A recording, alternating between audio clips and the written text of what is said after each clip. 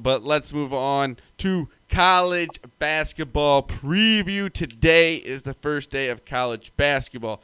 I think it's like 9 a.m., 8 a.m. first game. Zach, we got to drop in like the CBS college basketball music there. It's amazing. We got college basketball for the foreseeable future. Hopefully, it doesn't anything happen with the season.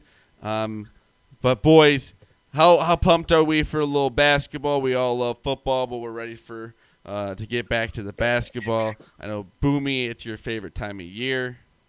Yeah, it's always been one of my favorite.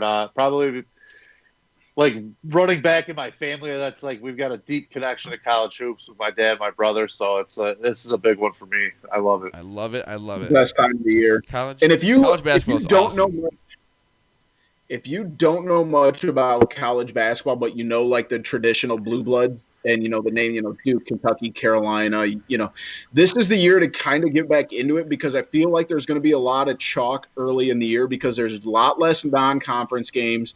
A lot of the bigger names in the top 25 are those powerhouse conferences schools. You're probably not going to see a Dayton Flyers, be the number one seed in it this year, but that could obviously change. But the way we're looking at it right now, there's going to be a lot of conference games and some conferences even expanded their conference play. So if you're going to get back into it, now is the time. But man, this is the best time of the year. I think you're going to see teams playing a lot of flexible games too. So with COVID, they're going to be able to reschedule with regional teams.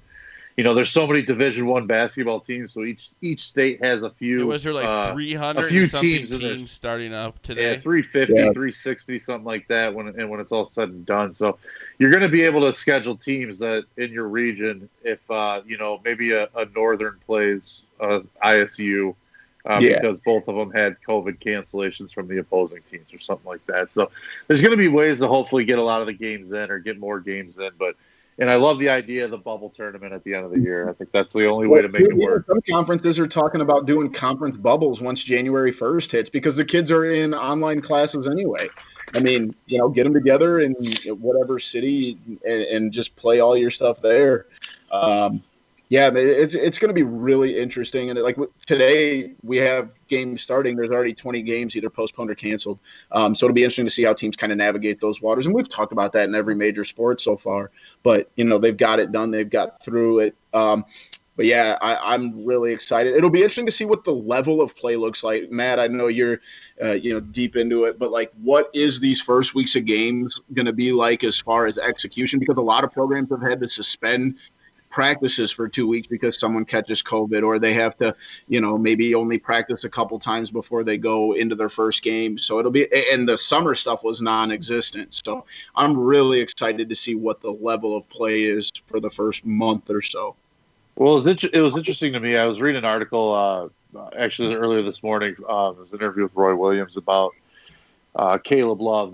Carolina's got a freshman starting point guard. Yeah, and they got him and R.J. Davis as a starting freshman backcourt starting this year. And what he was saying was they haven't had any. They usually always play one other Division I preseason game, like in a scrimmage. They always play a bunch of Division II and Division III scrimmage games. Usually a 4-in all-star team as well. So they usually have 5 or 6 games where these guys can get a little bit of run, get a little bit of physical contact going. Instead of playing, he doesn't know what he has with his freshman, backcourt because all they're playing against is their second stringers, so he doesn't really have a measuring stick to that.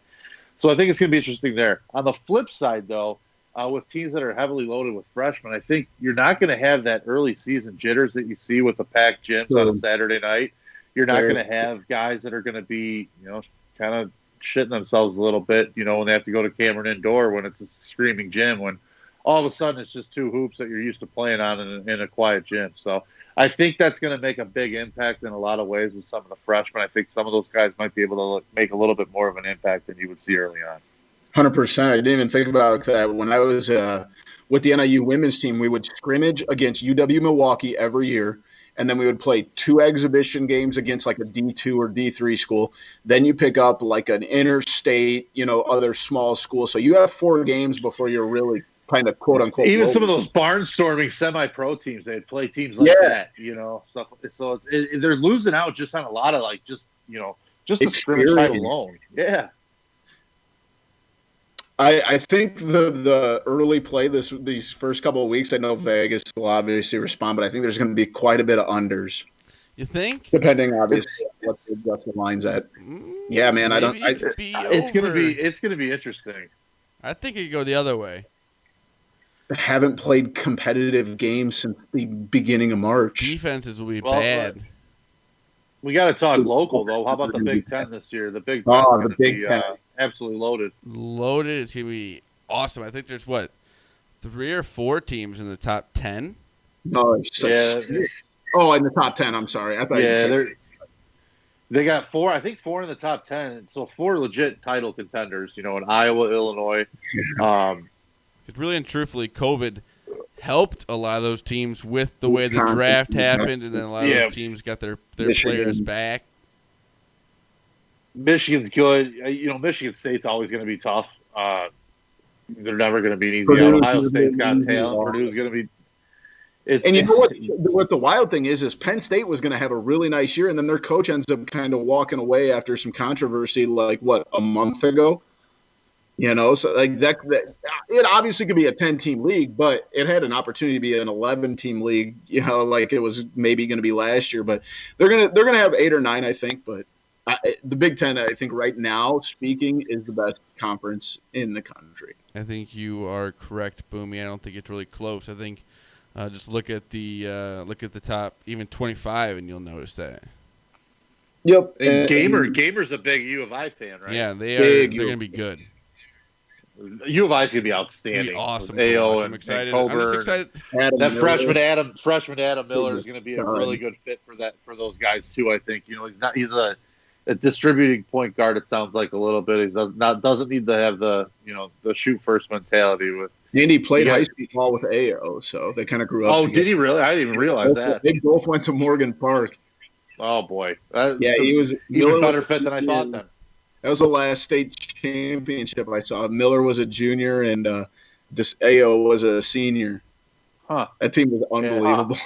There were like 2 other kids that went D1, I think, too. But we got basketball all day today. It's going to be awesome. We finally got college basketball back. It's something that we didn't have March Madness, so it kind of just didn't have the end of the college basketball year that you're used to. So it's just like it's been one of those things you just kind of went away real quick. Because even NBA came back and they finished the season. So I'm excited.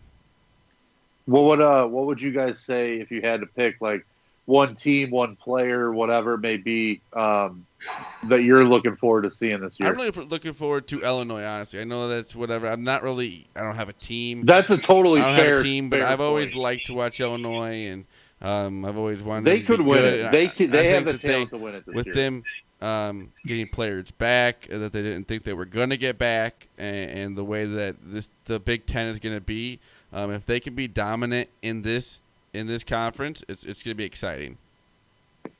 My team I'm going with is probably one I like a lot and I've talked about, but Gonzaga. They're preseason number 1. And obviously they've had this success there. They've been to so many tournaments. They got to a championship game. Mark Few is one of the best coaches of his era, but can they, put it all back together and get back there? The player I'm looking forward to is Luka Garza at Iowa. He comes in with so much hype. He comes back, they make the big deal out of it. He's, a preseason All-American. But the reason I say that, Zach, and I agree, I'm not cheering for Iowa or anything, but can he come back and fill those shoes that he was going to leave 3, 4, 5 months ago before he decided to come back? Or is he go up, or will it go down? He wouldn't have been I know, but you know what I mean. This could be good for him because if he's changed some parts of his game and he goes back to college, he takes himself from an early second rounder to maybe a lottery pick. He is damn good. He is very good. Creighton ranked at 11. I'm excited to see. I love what McDermott does out there. And Matt, your Tar Heels intrigue me as well.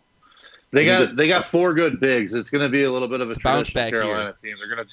They're going to try to rebound the hell out of everything offensively again with Baycott and Garrison Brooks in the middle, and then two big freshmen with Sharp and Kessler backing them up too. So they're going to try to dominate on the boards, get the ball out in transition, do what Roy Williams likes to do is run and gun. So they'll be a lot better than they were last year, which won't be difficult. But and one player to watch for, Matt McClung, the Georgetown transfer to Georgia Tech, or I'm sorry, not Georgia Tech, Texas Tech, the internet sensation. That kid's nuts. I'm actually looking forward to seeing Kate Cunningham, the freshman, Oklahoma State. Yeah, a 6'8" guard that can score, does everything, plays defense. Sounds like he's a great kid too. Outstanding talent. It sounds like. So I'm really excited to see him. He's already projected to be like the third pick in the draft, I think. It's insane. Most people are saying number one for 2021, like right after the draft. It's like 18 years old. Most people are already saying number one. 6'7", 220. He's got the frame already. So I don't know. He's going to be interesting to watch. I think you hit the nail on the head with Gonzaga. That team's going to be absolutely loaded. Love Gonzaga. If they're not going to win it this year, I don't know. Are they ever gonna? Villanova is going to be really good. Virginia got Hauser coming from Marquette. That's a great pickup for them. They got two Hausers coming from Marquette, don't they? No, the other one went to Michigan State. Oh, that's right. Yeah, one went to State, and then the other one went Imagine to... if they could have pulled off both of them. The one that went to Virginia, I think, is Sam. I think he's the better one, though. Yeah, I think you're right. He's kind of a do-everything kind of Marquette lost everything. Yeah, that's a damn shame, Wojo. Sorry. Yeah. No, it's going to be an interesting year. The Big Ten's just absolutely filthy loaded. I can't wait. Zach, I'm kind of jealous. You said you get all day to take it all in, watch games all day. So I'm kind of jealous of you there. But Creighton is another one of those under the radar teams that it's going to be. The average college basketball watcher hasn't watched a Creighton game since Doug McDermott started. They're good year in and year out. It seems like, and then we get later this week we get Kansas Gonzaga right off the bat too. So good game to look forward to this week. I love it. So you said today is a day where you just sit back, you watch all the college basketball you can, and just get ready for the next, like you said, few months of all this. It's going to be a lot of competitive basketball because there'll be a lot of conference games going on. The Big Ten is going to be awesome. So we're just excited. That was our college basketball preview. Like you said, you could tell that Boomy and Maddie are ready for this college basketball season to get underway.